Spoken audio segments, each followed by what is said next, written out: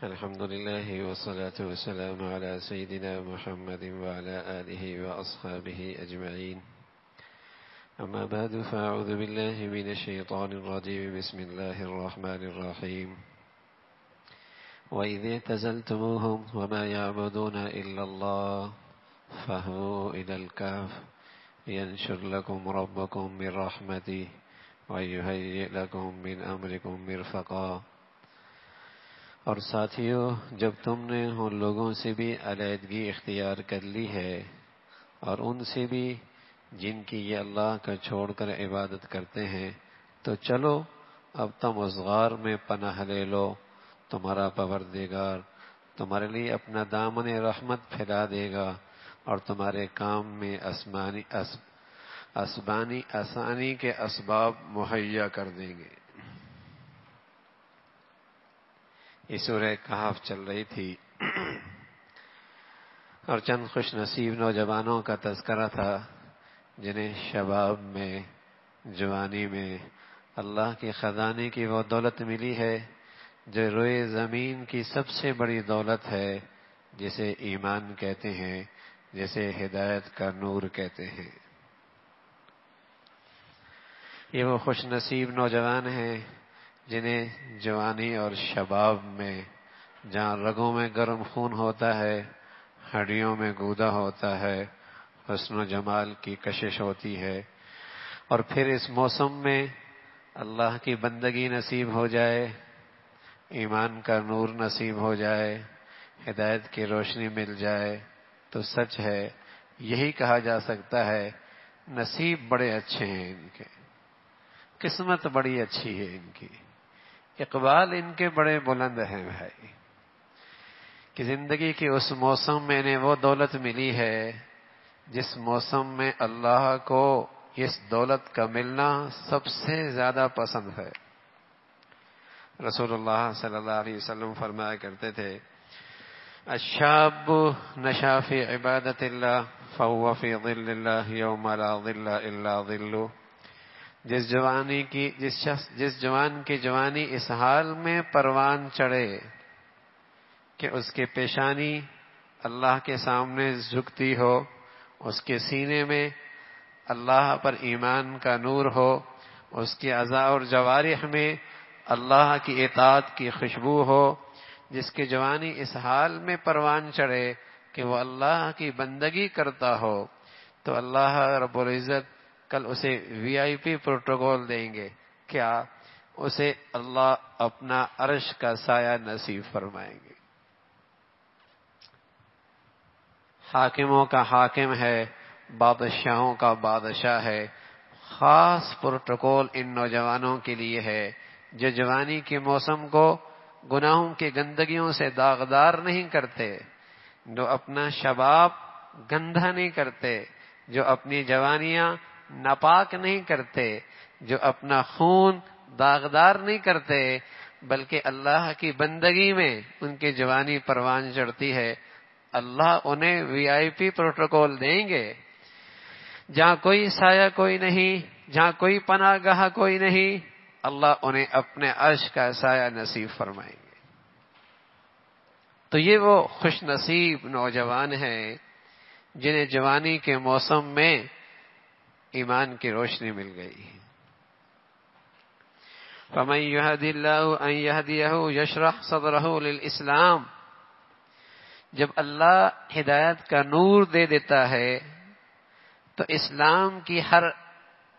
اسلام کا ہر حکم پہ عمل کرنا آسان ہو جاتا ہے. اسلام کی زندگی کے لیے اس کا سینہ کھل جاتا ہے، اس کو دل سے قبول کرتا ہے اور اس کے آزار جوارح اس پہ آنے کے لیے بوجھ محسوس نہیں کرتے، شرح صدر ہے. جب ایمان اپنی حقیقت کے ساتھ، ہدایت اپنی روشنی کے ساتھ آتی ہے تو اللہ کا ہر حکم آسان لگنے لگتا ہے. پھر کیوں لاجک، ایسا کیوں، ایسا ہو جاتا، یوں کیوں نہیں ہوا، یہ ساری چیزیں، یہ سارا گرد، یہ ساری ظلمتیں ختم ہو جاتی ہیں. ہدایت کی روشنی کے مقابلے میں یہ ساری ظلمتیں ختم ہو جاتی ہیں. فلسفہ کیا ہے، لوجک کیا ہے، یوں کیوں نہیں ہے، ایسا کیوں نہیں ہے، ایسا ہو جاتا، یہ ساری ظلمتیں ہدایت کی روشنی کے مقابلے میں کافور ہو جاتی ہیں، اور سینہ اسلام کے ہر حکم کے لیے کھل جاتا ہے. تو یہ نوجوان جوانی میں جب اسلام لے آئے، ساری سوسائٹی سے ہٹ کٹ کے بالکل معاشرے اور اسٹیٹس کے خلاف رخ پہ چل پڑے. کہنا آسان ہے، صرف گھر کا ماحول ٹھیک نہ ہو تو مخالف سمت چلنا مشکل ہوتا ہے. صرف اسکول کالج یونیورسٹی میں ماحول نہ ہو تو مخالف سمت میں چلنا مشکل ہوتا ہے. صرف دوست اچھے نہ ہوں تو صحیح سمت میں چلنا مشکل ہو جاتا ہے. صرف دفتر کا ماحول ٹھیک نہ ہو، صحیح سمت چلنا، ان کی مخالفت مول لینا آسان نہیں ہوتا. صرف برادری کا رخ ٹھیک نہ ہو، اس کی مخالف سمت میں سنت کے مطابق شادیاں کرنا آسان نہیں ہوتا. یہاں تو گھر ہے، یہاں تو سوسائٹی ہے، یہاں تو سارا معاشرہ ہے، یہاں وقت کا ظالم جابر حکمران ہے. ان سب سے ہٹ کٹ کے ایک نئی سمت پہ چلنا آسان نہیں ہے. لیکن سبحان اللہ، ایمان آدمی کو بڑا بہادر بنا دیتا ہے. ایمان آدمی کے اندر بڑی ہمت پیدا کر دیتا ہے. ایمان آدمی کے اندر بڑا حوصلہ پیدا کر دیتا ہے. ایمان آدمی کو بڑا طاقتور کر دیتا ہے. بڑے سے بڑے باد مخالف کیوں نہ ہو، ایمان اس کے مقابلے میں بھی کھڑا ہو جاتا ہے. اور سچ بتاؤں، ایمان نہ ہو ہاں تو چھوٹے چھوٹے حادثات بھی اس کی زندگی کا غبارہ پھس کر دیتے ہیں. چھوٹے چھوٹے حادثات بھی اس کی زندگی کے غبارے کو پھس کر دیتے ہیں. ہے ہی کچھ نہیں، صرف پھولا ہوا ہے، اندر تو ہوا ہے. ذرا سا کوئی حادثہ پیش آیا اور ذرا سی بات مخالف چلی، ہتھیار ڈال دیے، شکست کھا گیا، ہمت ہار بیٹھا. ایمان بڑی دولت ہے، ایمان بڑی دولت ہے. تو اب یہ آپس میں کہنے لگے کہ جب تم نے سبھی کو چھوڑ دیا ہے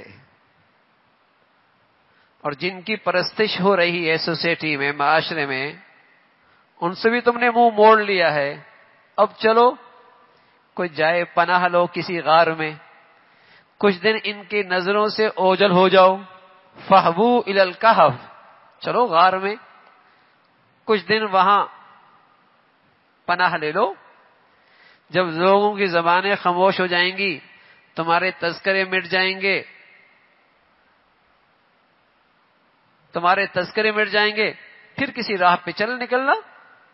سب سے پہلے تو اپنے تذکرے معاشرے سے ختم کرو، کہیں ان کی نظروں سے اوجھل ہو جاؤ، کچھ وقت کے لیے دائیں بائیں ہو جاؤ.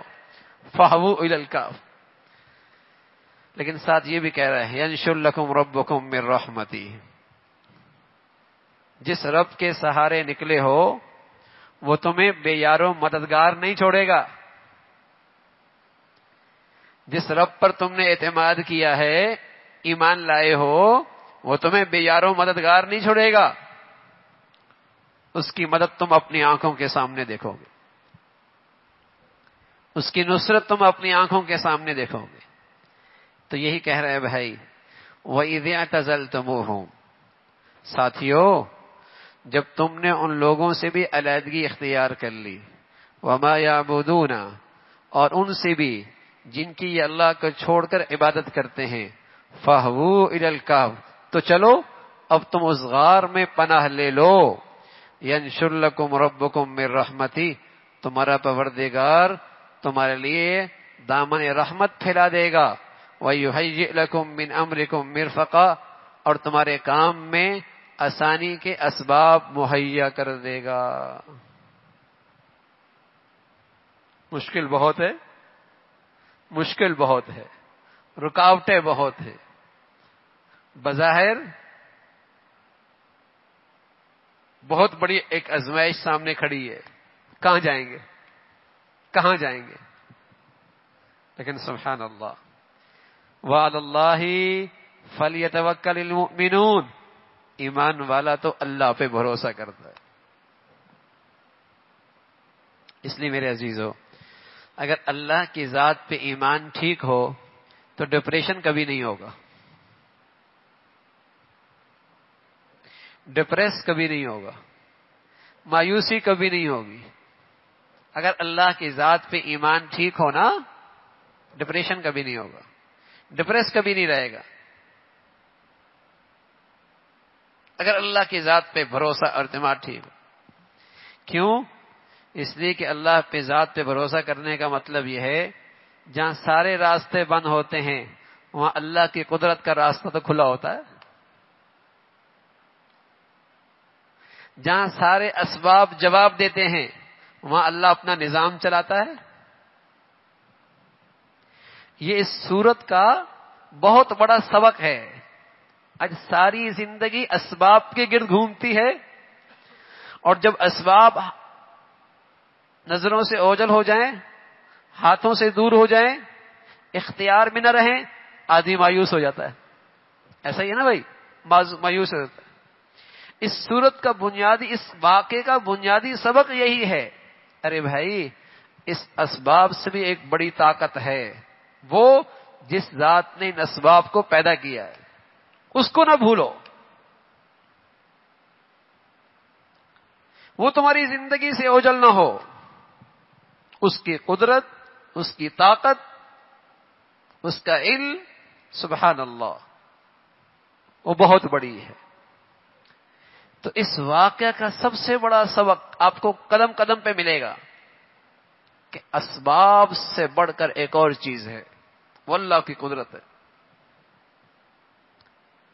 اور آج کے دور کا سب سے بڑا فتنہ اسباب نے رب کا درجہ پا لیا ہے، کہ ہمیں یوں لگتا ہے کہ زندگی اسباب ہی سے ہوتی ہے۔ حالانکہ مسلمان کا ایمان یہ تھا اسباب تو امتحان ہے، کہ مسلمان اسباب پہ نظر رکھتا ہے یا اسباب کے پیچھے رب کی قدرت پہ ایمان رکھتا ہے۔ اسباب تو اس دنیا میں ایک امتحان ہے کہ ایمان والا اسباب پہ نظر رکھتا ہے یا اس کے پیچھے جو قدرتی نظام ہے اس پہ اعتماد کرتا ہے۔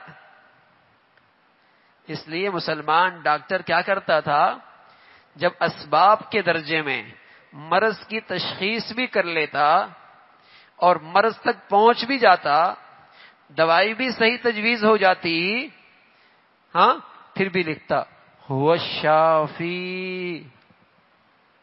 ٹھیک ہے بھائی، مرض کی تشخیص بھی ہو گئی اور دوا بھی تجویز ہو گئی، لیکن شفا پھر بھی اللہ دے گا، پھر بھی اللہ دے گا۔ مسلمان جب کسی کام کرنے نکلتا اور اسباب سارے پورے ہوتے، تدبیر، منصوبہ بندی شاندار ہوتی، لیکن کہتا بسم اللہ، ہوگا اللہ کے نام سے، ہوگا اللہ کے نام سے۔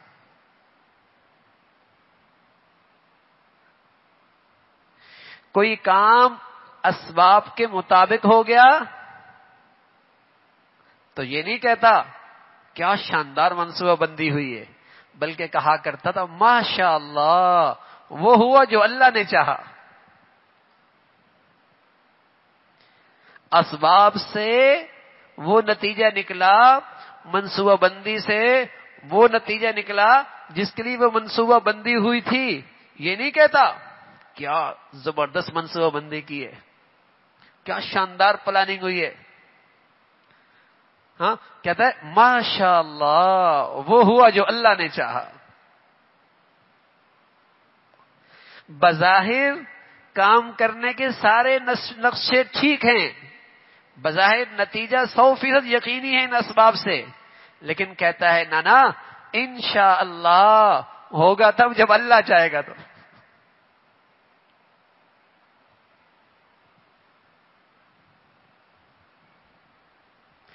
تو تو دجالی فضا اور دجالی تہذیب اور دجال کا فتنہ یہ ہے کہ انسان کا پورا بھروسہ اسباب پہ ہو جائے، اور ایمان اور ہدایت کی روشنی کا سبق کیا ہے کہ ان اسباب کو امتحان سمجھے، نظر اللہ کی قدرت پہ رہے، نظر اللہ کی طاقت پہ رہے۔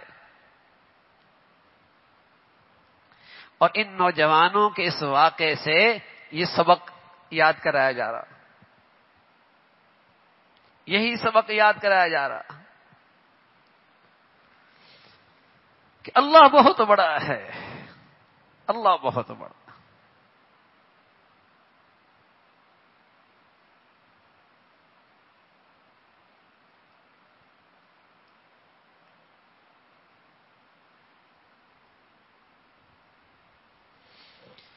وَتَرَى الشَّمْسَ إِذَا طَلَعَتْ تَزَاوَرُ عَنْ كَأْفِهِمْ، وہ غار ایسا تھا کہ تم سورج کو نکلتے وقت دیکھتے تو وہ ان کی غار سے دائیں طرف ہٹ کر نکل جاتا۔ وَتَرَى الشَّمْسَ إِذَا طَلَعَتْ تَزَاوَرُ عَنْ كَأْفِهِمْ ذَاتَ الْيَمِينِ، وہ غار ایسا تھا کہ تم سورج کو نکلتے وقت دیکھتے تو وہ ان کے غار سے دائیں طرف ہٹ کر نکل جاتا، براہ راست اس کی روشنی ان سونے والوں پہ نہ پڑتی۔ لیکن زندگی کے لیے روشنی کی ضرورت ہے، اور سورج بھی اللہ کی مخلوق ہے۔ اللہ نے اپنی مخلوق سے کہہ دیا شعائیں بھی ڈالنی ہے، نیند بھی متاثر نہیں کرنی۔ ہاں، شعائیں بھی ڈالنی ہے، نیند بھی متاثر نہیں کرنی۔ تو دائیں طرف سے کٹ کے نکل جاتا، روشنی بھی مل جاتی اور براہ راست تپش بھی نہ پڑتی۔ وَإِذَا غَرَبَتْ تَقْرِضُهُمْ ذَاتَ الشِّمَالِ، اور جب غروب ہوتا تو ان سے بائیں طرف کترا کر چلا جاتا۔ وَهُمْ فِي فَجْوَةٍ مِّنْ، اور وہ اس غار کے کشادہ حصے میں سوئے ہوئے تھے، وہ اس اندر کے حصے میں آرام کر رہے تھے، نیند آ گئی اس غار میں۔ کوئی سوتا ہے 6 گھنٹے، کوئی سوتا ہے 7 گھنٹے، کوئی سوتا ہے 8 گھنٹے، کوئی سوتا ہے پورا دن، کوئی سوتا ہے 1 رات۔ بھائی کتنا سوئے گے یار؟ اور یہ سوئے کتنے دن، کتنے ہفتے، کتنے مہینے، کتنے سال؟ ارے بھائی صدیاں ہو گئی سوتے رہ گئے۔ قرآن ہے بھائی، اللہ اللہ ہے، اللہ بہت بڑا ہے، اللہ کی قدرت بہت بڑی ہے، اللہ کی طاقت بہت بڑی ہے۔ لیکن چونکہ میرے عزیزو ہمیں پڑھائے ہی اسباب جاتے ہیں، ہمیں سنائے ہی اسباب جاتے ہیں، ہمیں دکھائے ہی اسباب سے زندگی بنتی ہوئی زندگی دکھائی جاتی ہے، ہمیں اللہ کی قدرت نہیں پڑھائی جاتی، ہمیں اللہ کی طاقت نہیں پڑھائی جاتی، ہمیں اللہ کی طاقت کے مظاہر نہیں سنائے جاتے، ہمیں اللہ کی طاقت سے فائدہ اٹھانے والوں کی زندگیاں نہیں سنائی جاتی، ہمیں اللہ کی قدرت سے فائدہ اٹھانے والوں کی سیرت کردار نہیں سنایا جاتا۔ تو ہم سمجھ بیٹھے شاید اللہ نے دنیا بنائی اور پھر کسی کونے میں چلے گئے، دنیا بس اسباب کے تحت چل رہی ہے۔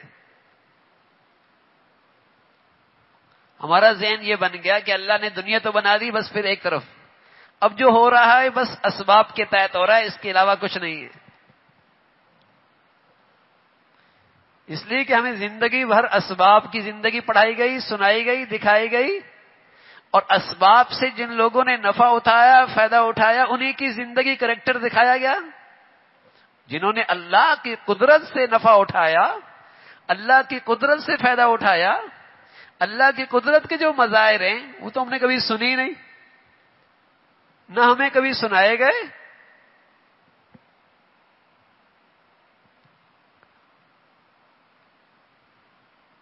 تو یہ اللہ کی قدرت کا شہکار ہے یہ واقعہ،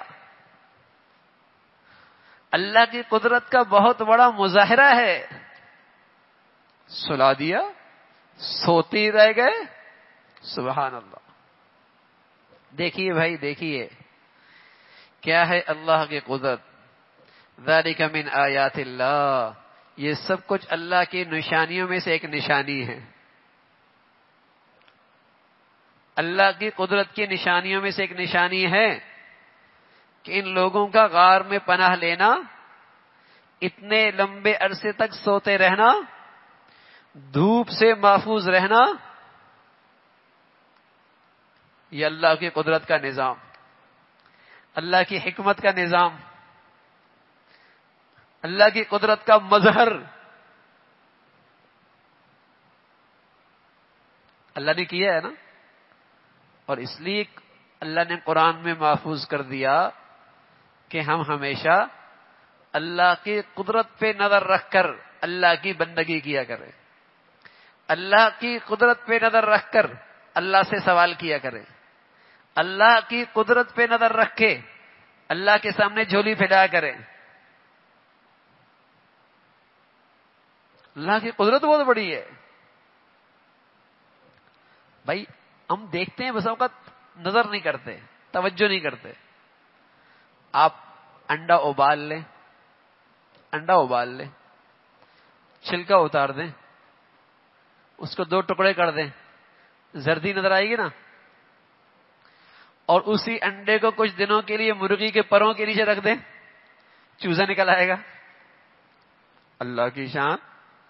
آنکھیں، کلیجہ، دماغ، زبان، بینائی، اس کے اندر کا سارا کارخانہ، اس بہتے پانی میں سب کچھ موجود ہے جو آپ روز صبح شام کھا جاتے ہیں.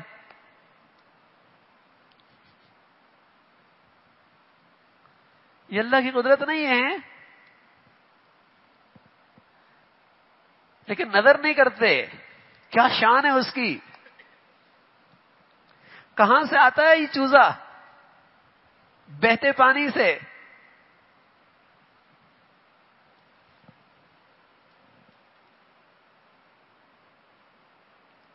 چلو چوزا بھی دور ہے، اپنی ذات تو چوزے سے بھی زیادہ قریب ہے. اس لیے اللہ کے نبی فرمایا کرتے تھے من عرف نفسہ عرف ربہ، جو اپنے آپ کو پہچان لے گا اپنے رب کو بھی پہچان لے گا. ہم کہاں سے آئے؟ کیا نظام چلا ہے اللہ کا؟ ماں کی چھاتی سے نکلا پانی، باپ کی پشت سے نکلا پانی، اور ان 2 پانیوں کے ملنے سے اتنے خوبصورت انسان کی تصویر. اف سبحان اللہ. ماں کی چھاتی کا پانی، باپ کی پشت کا پانی، ان 2 پانیوں سے مل کر اتنی خوبصورت انسان کی تصویر. کیا کچھ رکھا ہے اس پانی میں اللہ نے قدرت کا نظام.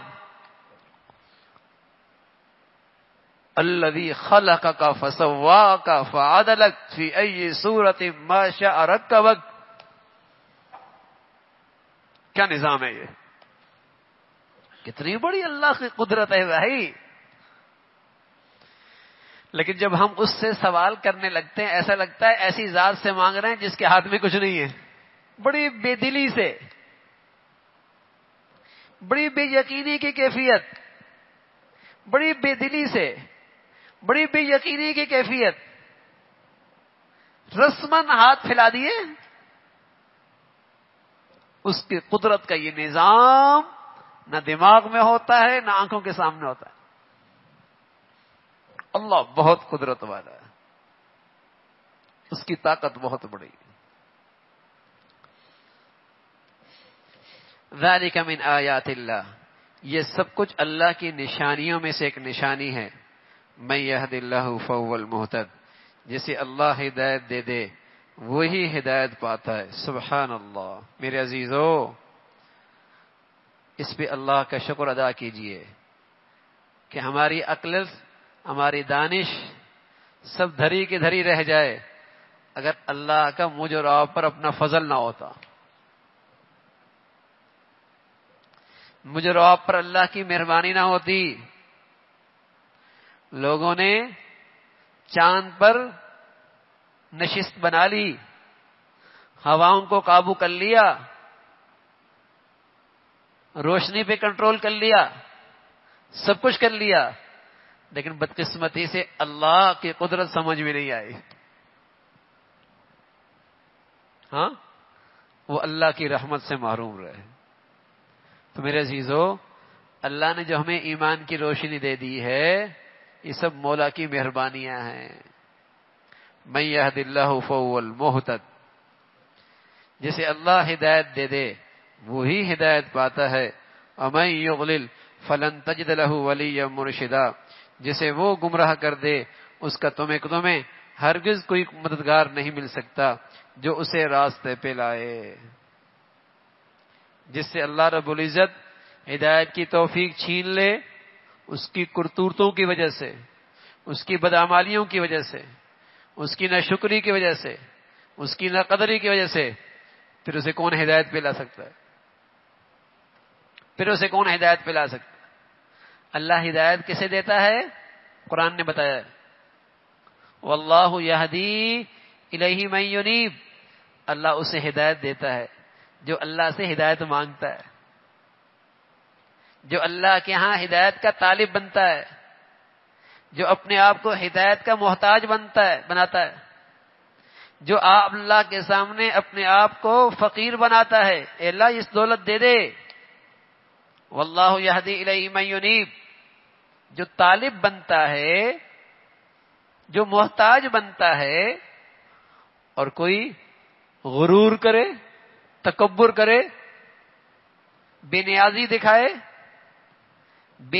دکھائے، غرور اور تکبر دکھائے، انلزمکموہا وانتم لہا کارہون، تمہیں تو پسند نہیں اور اللہ زبردستی اسلام کو تمہارے گلے کا توق بنا دے، ایسا نہیں ہوگا. اگر تم بے نیاز ہو، اللہ الصمد، اللہ بہت بڑا بے نیاز ہے. اگر تم بے نیازی دکھاؤ گے، اللہ تو بڑا بے نیاز ہے.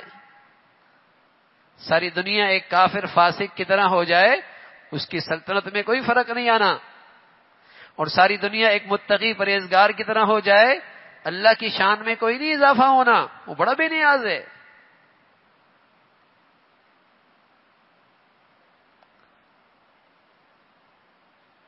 جو ہدایت پہ آئے گا اس کا اپنا بھلا ہے، اس کا اپنا ہی نفع ہے. وَتَحْسَبُهُمْ أَيْقَاظًا وَهُمْ رُقُودٌ، تم انہیں دیکھ کر یہ سمجھ دو کہ وہ جاگ رہے ہیں. وَهُمْ رُقُودٌ، حالانکہ وہ سوئے ہوئے تھے. سبحان اللہ. ان کا رعب ایسا تھا، ہاں، ان کا رعب ایسا تھا کہ وہاں کوئی جھانک بھی نہیں سکتا تھا. ورنہ جب آدمی سو جائے تو ہر کوئی اس پہ قابو پا سکتا ہے، لیکن اللہ نے وہاں کی فضا ایسی بنا دی کسی کو اندر جانے کی ہمت ہی نہیں ہوتی تھی. کوئی کیڑا مکوڑا، کوئی درندہ، کوئی چیز، ہاں، تو ان پہ سونے کی کوئی علامات نہیں تھی. ورنہ کوئی سوئے رہے اور سویا ہی رہے تو بس اوقات درندہ بھی ایک دو مرتبہ آگے چکر لگاتا ہے، اور جب دیکھتا ہے کہ بالکل حرکت نہیں کر رہا پھر اسے نقصان پہنچاتا ہے. دروازہ تو تھا نہیں، جنگل بھی تھا، لیکن ان پر کوئی سونے کی علامات بھی نہیں تھی. سبحان اللہ. تو یوں اس فضا میں لگتا جیسے جاگ رہے ہیں. وَتَحْسَبُهُمْ أَيْقَاظًا وَهُمْ رُقُودٌ وَنُقَلِّبُهُمْ ذَاتَ الْيَمِينِ وَذَاتَ الشِّمَالِ، ہم ان کو دائیں اور بائیں کروٹ دلواتے رہتے تھے. یہ اللہ کے پیار کا انداز ہے. جیسے ماں اپنے بچے کو کروٹ دیتی ہے، کبھی دائیں طرف لٹاتی ہے، کبھی بائیں طرف لٹاتی ہے. اللہ اسی پیار کے انداز میں کہہ رہا ہے ہم خود کروٹیں دیتے تھے.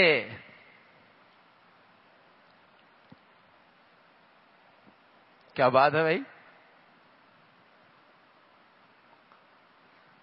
اگر آج کو کوئی بونا حکمران، بونے قسم کے لوگ، ہاں، وہ کہہ دے یار یہ تو، اس کو تو میں نے خود یہاں بٹھایا ہے، آپ کتنے لوگوں کو بتائیں گے یار اس نے کہا ہے کہ میں نے بٹھایا ہے اس کو یہاں پر. یہ اس کا بٹھایا ہوا ہے، صرف یہ کہہ دے کہ اس کو میں نے یہاں بٹھایا ہے، بونا حکمران یہ کہہ دے، اور یہاں حاکموں کا حاکم بادشاہ، لہو ملک السماوات والارض، وہ کیا کہہ رہی ہے؟ وہ ذات کیا کہہ رہی ہے؟ ہم کروٹیں دیتے ہیں۔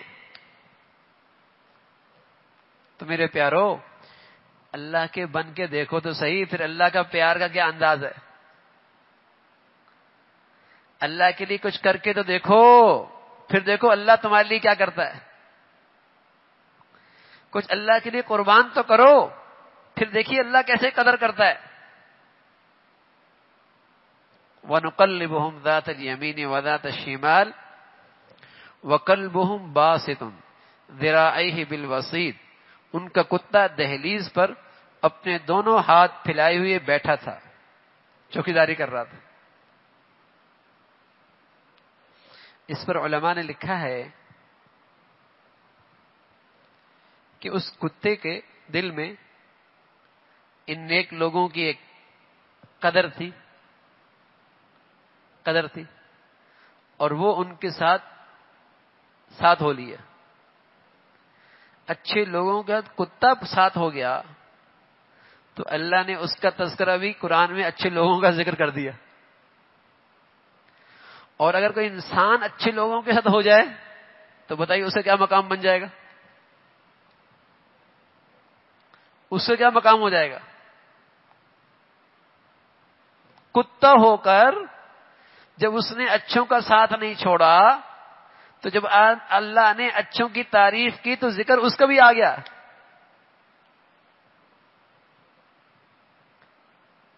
ذکر اس کا بھی آ گیا۔ اور اگر کوئی انسان اچھوں کے ساتھ رہے ان کی نیکی کی وجہ سے، بتائیے اللہ رب العزت اسے کہاں پہنچائیں گے؟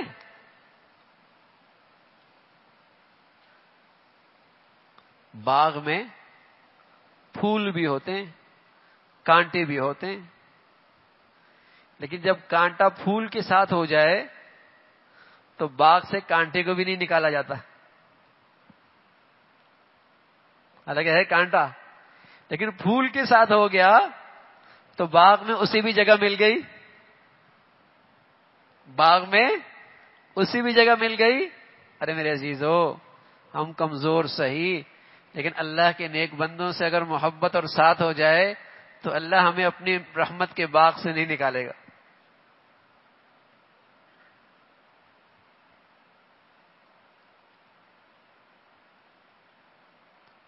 بس اوقات کسی بزرگ کی آپ دعوت کرتے ہیں اور اس کے خادم بھی ہوتا ہے تو دسترخوان پہ اسے بھی بٹھا دیتے ہیں، حالانکہ دعوت تو اس بزرگ کی تھی، ساتھ ہی خادم بھی بیٹھ گیا۔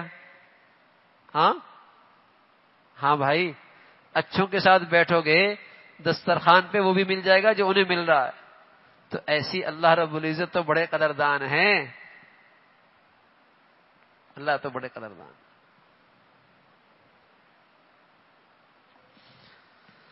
لو اطلعت علیہم لولیت منہم فرارا، اگر تم انہیں جھانک کر دیکھتے تو ان سے پیٹ پھیر کر بھاگ کھڑے ہوتے، اور روب ایسا تھا اس فضا میں۔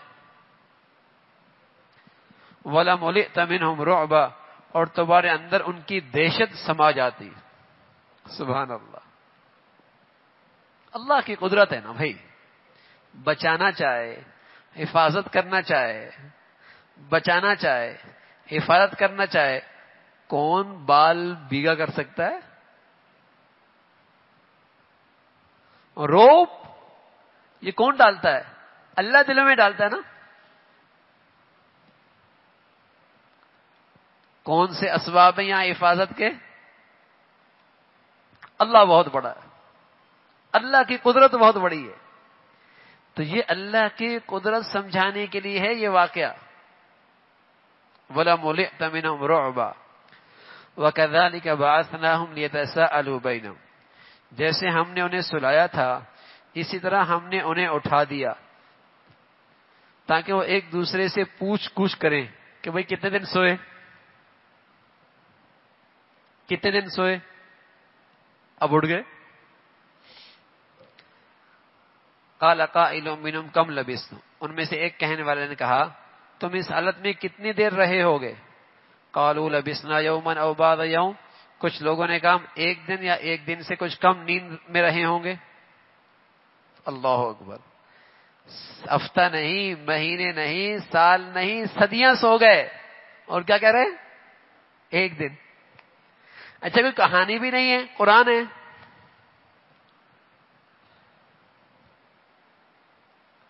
ہاں، کوئی تاریخی واقعہ نہیں، اللہ کا کلام ہے۔ اللہ اکبر، کیسے مہینے گزر گئے، کیسے سال گزر گئے، کیسی صدیاں گزر رہی، انہیں پتہ ہی نہیں لگا۔ کہنے لگے بھائی ایک دن لگتا ہے، ایک دن سوئے، آدھا دن سوئے۔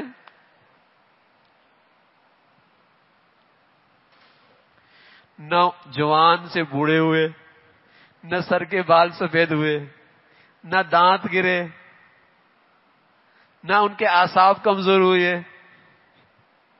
کیا نظام ہے، کیا نظام ہے، کیا قدرت ہے اللہ کی۔ اور ہم کیا کہتے ہیں؟ ہم کیا کہتے ہیں؟ جب تک یہ نہیں ہوگا نا بس میاں واک کرنا ضروری ہے۔ اور نبی نے کیا کہا ہے؟ تہجد پڑھو گے صحت ملے گی۔ وہ سمجھ بھی نہیں آتی، وہ سمجھ بھی نہیں آتی، کیا تہجد سے کیا صحت رکھی ہے؟ اس لیے کہ ہم تو اسباب کے تحت صرف صحت سمجھتے ہیں نا، تہجد میں کیا صحت ہے؟ تہجد میں کیا صحت ہے؟ حالانکہ آج جو ریسرچ ہو رہی ہے، اگرچہ وہ ریسرچ بھی ناقص ہے، ہم اس ریسرچ پر ایمان نہیں رکھتے، ہم اس سے آگے کی بات، لیکن آج کی ریسرچ بہت ساری باتوں کی تائید کر رہی ہے کہ واقعی یہ وقت ایسا ہوتا ہے، اس موقع پہ آسمان سے ایک ایسی چیز اترتی، وہ تو نام نہیں لیتے نا کیا چیز اترتی ہے، ہم تو اسے نور کہیں گے، کوئی ایسی چیز اترتی ہے جو انسانی جسم کے لیے پورے جسم میں ایسی چیز اتر ہی نہیں سکتی۔ آج جو ریسرچ ہو رہی ہے، اس موقع پہ جو آدمی اٹھا ہوتا ہے اسے وہ چیز مل جاتی ہے۔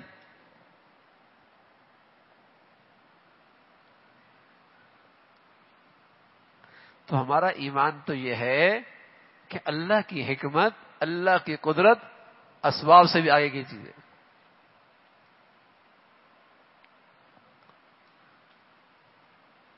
قالوا ربکم اعلم بما لبثتم، دوسرے نے کہا تمہارا رب ہی بہتر جانتا ہے تم کتنی دیر اس حالت میں رہے ہو۔ فبعثوا احدکم بورقکم هذه الى المدینہ، اب اپنے میں سے کسی کو چاندی کا یہ سکہ دے کر شہر کی طرف بھیجو، بھوک لگ گئی۔ اللہ اکبر، صدیاں سوئے، نہ بھوک لگی نہ پیاس، ابھی جاگے بھوک لگ گئی۔ اس ملک کے اندر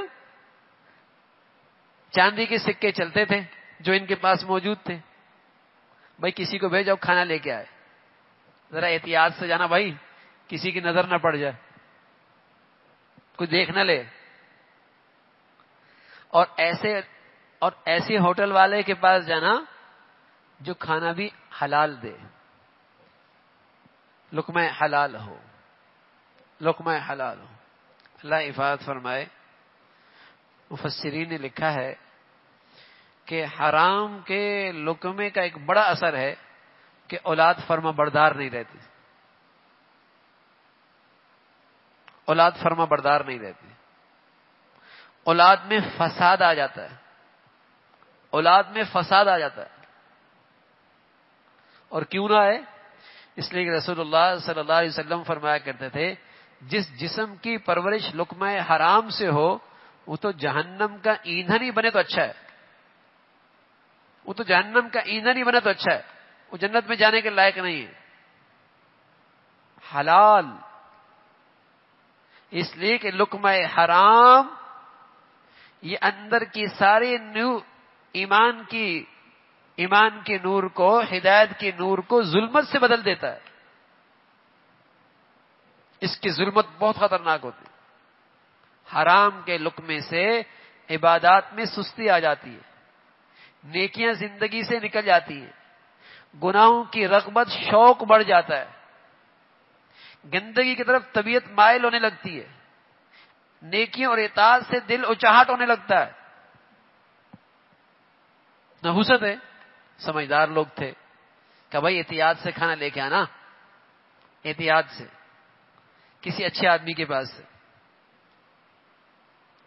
اور ہم تو دیکھتے ہی نہیں ہیں مسلمان کا ہے غیر کا ہے، خوف خدا رکھتا ہے یا ایسی بے دین سا ہے، مسلمانوں نے بنایا یا کسی کافر ملک سے آیا ہے.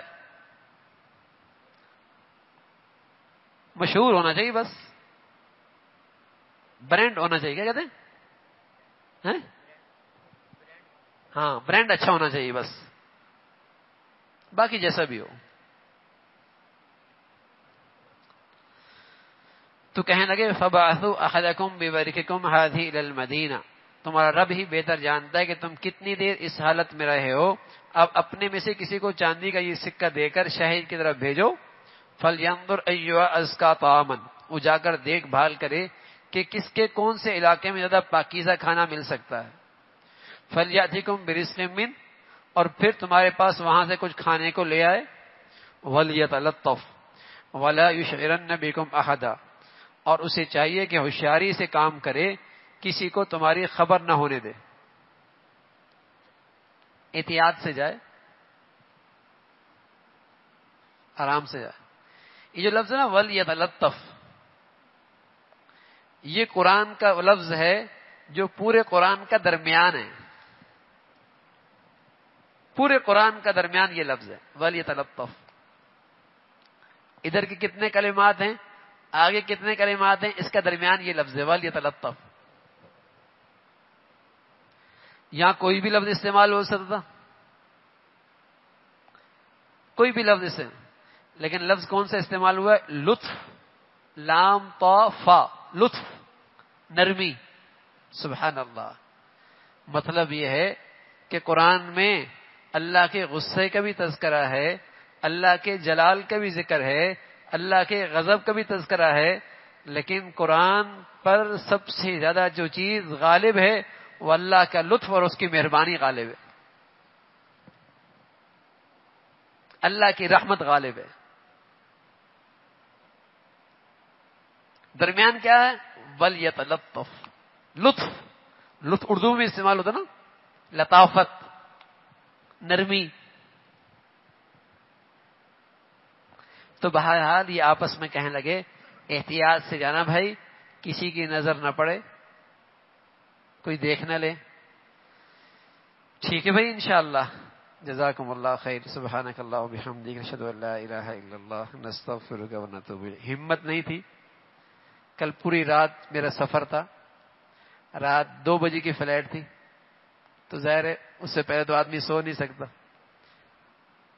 سعودیہ کے لحاظ سے وہ 2 بجے تھی، یہاں کے لحاظ سے 4 بجے تھے. صبح 11 بجے گھر یہاں پہنچے، پھر تھوڑی مصروفیت تھی، آدھا گھنٹہ سوئے، 24 گھنٹے میں نیند نہیں ہوئی. لیکن آپ لوگوں کی محبت، شوق دیکھ کر ہمارا بھی ہمت، حوصلہ بڑھ گیا. ہاں، اور ماشاءاللہ سبق ہو گیا.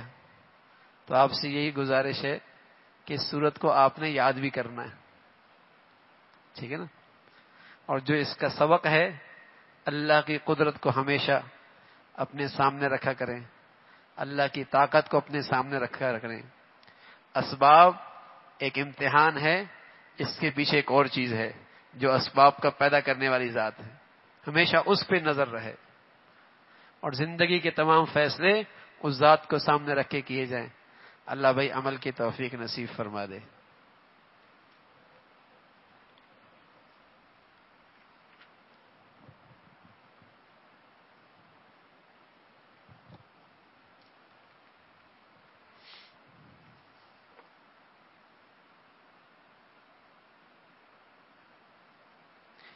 کاروبار شروع کرنا چاہتا ہوں، ملازمت بھی کر رہا ہوں. ملازمت کرتے رہیں، کاروبار کی شکلیں اختیار کرنا شروع کر دیں. جب امید ہو جائے کہ شکلیں بہتر بن رہی ہیں پھر بے شک چھوڑ دیں. ایک ساتھی بیمار ہے بھائی، تو ان کے لیے ضرور دعا کریں، اللہ ان کے گردے کی تکلیف کو دور فرما دے. قسطوں پہ چیز لینا جائز ہے، بشرطے کہ قسطیں طے ہوں اور اس میں اضافہ نہ ہو۔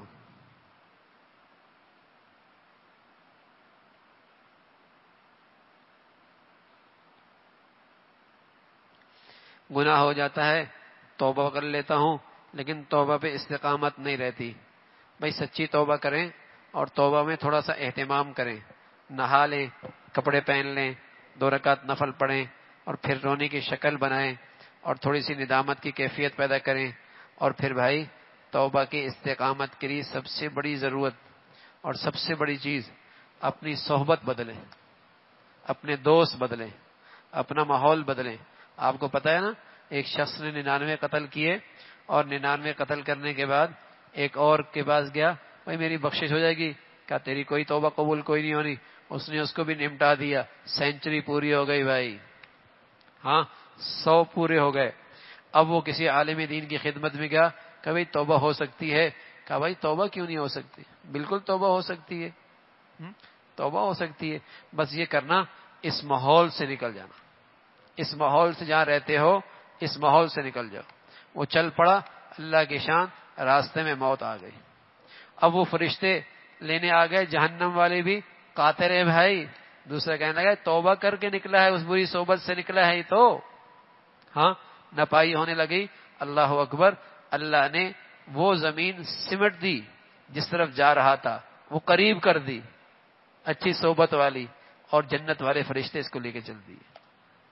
ہاں تو اچھی صحبت ضروری ہے، توبہ پہ استقامت کے لیے اچھی صحبت ضروری۔ میرے عزیزو، کوئی ولی اللہ ہی کیوں نہ ہو، کوئی ولی اللہ ہی کیوں نہ ہو، اگر اس کی صحبت خراب ہو گئی، خطرہ ہے اس کی ولایت اس سے چھن جائے، خطرہ ہے اس سے اس کی ولایت چھن جائے۔ اور کوئی کتنے ہی گناہ گار کیوں نہ ہو، اللہ اسے صحبت اچھا بن جائے، امید ہے کہ وہ اللہ کا ولی بن جائے۔ صحبت، سبحانک اللہ، لائنیں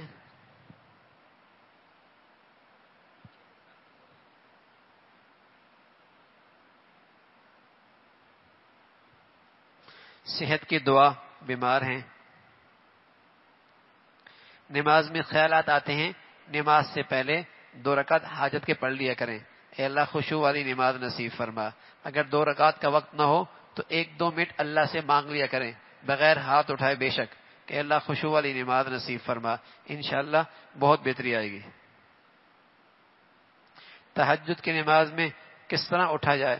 دن بھر کوشش کریں بھائی کوتاہی نہ ہو، گناہ نہ ہو، تو آسان ہو جاتا ہے۔ جب میں اگر ہاتھی کے نیچے آ جاؤں، میں اگر ہاتھی کے نیچے آ جاؤں تو میرے جیسے آدمی کے لیے ہاتھی سے نیچے سے اٹھنا آسان ہے کیا؟ ہاں آسان نہیں ہے نا میری۔ ایسے میرے عزیزو، روح پر گناہوں کا بوجھ آ جاتا ہے، اور جب روح پر گناہوں کا بوجھ آ جاتا ہے تو پھر روح کا اس بوجھ سے نکلنا آسان نہیں ہوتا، پھر اس نیچے سے اٹھنا آسان نہیں ہوتا۔ تو گناہوں کا بھی بوجھ ہوتا ہے، ہاتھی کا بوجھ جسم پہ ہے اور گناہوں کا بوجھ روح پر ہوتا ہے، اس لیے آدمی پھر اٹھنا چاہتا بھی ہے، اٹھ نہیں پاتا۔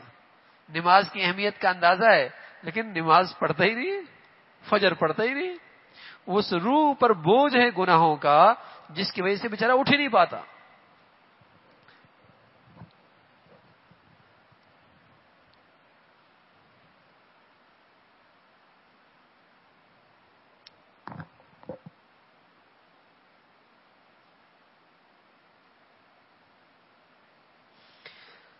گناہ کریں نہ کریں دل بے چین ہے، بھائی صحبت اچھی اختیار کریں، سچی توبہ کریں انشاءاللہ۔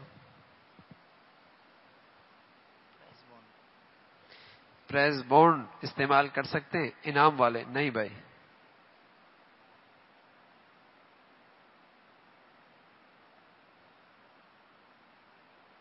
نہیں بھائی، وہ غار والے دوسرے لوگ ہیں، وہ حدیث میں آتا ہے، مسلم شریف کی روایت ہے، وہ 3 آدمی غار میں پھنس جاتے ہیں، وہ الگ ہے، یہ تو غار میں پھنسے نہیں ہیں، یہ تو خود غار میں ٹھہرے ہیں، وہ الگ حدیث ہے جس میں وہ غار میں پھنس جاتے ہیں، پھر ایک چٹان گر جاتی ہے اور بالکل بند ہو جاتا ہے، پھر ہر ایک تینوں میں سے اپنی اپنی نیکی کا واسطہ اللہ کے سامنے دیتا ہے اور غار کا وہ چٹان ہٹنے لگتی ہے، اور آخر کار وہ تینوں اپنی نیکیوں کی بدولت اور اطاعت کی بدولت اس موت کے منہ سے نکل جاتے ہیں۔ تو نیکی میں اتنی طاقت ہے.